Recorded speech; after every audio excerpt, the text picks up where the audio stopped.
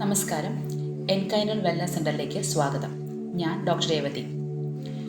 കഠിനമായ വേനൽക്കാലത്തിന് ശേഷം വളരെ പെരുമഴ പെയ്യുന്ന ഒരു കാലാവസ്ഥയിലേക്കാണ് നമ്മൾ മലയാളികൾ എത്തിയിരിക്കുന്നത്. ഇതുകൊണ്ട് തന്നെ വളരെയധികം മഴക്കാലജന്യ രോഗങ്ങളും പകർച്ചവ്യാധികളും നമ്മുടെ ഇടയിൽ കൂടി വരുന്നു. ശരീരം വളരെ ക്ഷീണിച്ചിരിക്കുന്ന അവസ്ഥയാണ് വേനൽക്കാലം എന്ന് പറയുന്നത്. അത് തണുപ്പിലേക്ക് വരുന്തോറും അതിനേക്കാട്ടിലും വളരെ ക്ഷീണിച്ച അവസ്ഥയിലേക്ക് അതിനെത്തുന്നത്. ഇതിനെ മറികടക്കാനായി ചെറിയ ചെറിയ കാര്യങ്ങൾ ചെയ്യുന്നത് നല്ലതാണ്.